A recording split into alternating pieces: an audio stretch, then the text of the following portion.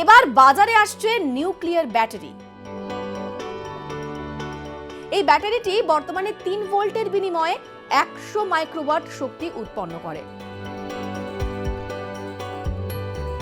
একবার চার্জ দিলেই ফোন চলবে টানা 50 বছর।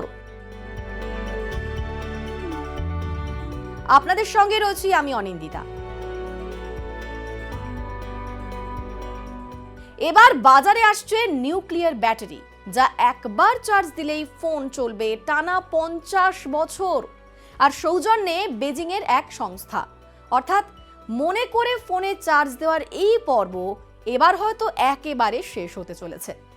যদিও নিউক্লিয়ার বা পরমাণুর নাম শুনে ভয় পাওয়ার কোনো কারণ নেই। এই ব্যাটারি আকার আয়তনে মোটেও বড় হবে না। আর 5টা সাধারণ ফোনের যেরকম ব্যাটারি হয় ঠিক সেরকমই দেখতে হবে এই নিউক্লিয়ার ব্যাটারি। আর এটি অনেকটা মাইক্রোচিপের মতো, যা দেখতে অনেকটা 1 টাকার কয়েনের মতো। আর বেজিংয়ের এই সংস্থা বলছে এটি বিশ্বের প্রথম ব্যাটারি যা পারমাণবিক শক্তির একেবারে ক্ষুদ্রতম রূপ। পরবর্তী প্রজন্মের এই ব্যাটারি নিয়ে ইতিমধ্যেই কিন্তু পরীক্ষা নিরীক্ষা সবকিছু শুরু হয়ে গিয়েছে। ফোনে এই ব্যাটারির প্রয়োগ হলে পরবর্তীকালে ড্রোনের জন্য তা কিন্তু তৈরি করা হতে পারে। আর এই ব্যাটারি যখন আবিষ্কার করা হবে তখন মহাকাশ চর্চার সরঞ্জাম, এআই, চিকিৎসা বিজ্ঞান, উন্নত সেন্সর, ড্রোন, এমনকি ছোট রোবটেও এই ব্যাটারি কাজ করবে। আকারে ঠিক কিরকম হবে তাও আপনাদের বলে দিই এই ভিডিওতে।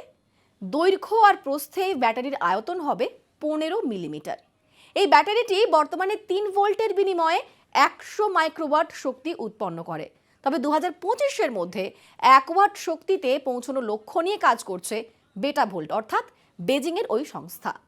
এমন শক্তিশালী ব্যাটারি মানব শরীরের কোনো ক্ষতি কিন্তু করবে না, এমনটাই দাবি করেছে ওই সংস্থা। এমনকি পেসমেকারের মতো জীবনদায়ী যে সমস্ত যন্ত্র রয়েছে সেখানেও কিন্তু এই ব্যাটারি ব্যবহার করা যেতে পারে বলে জানা গিয়েছে।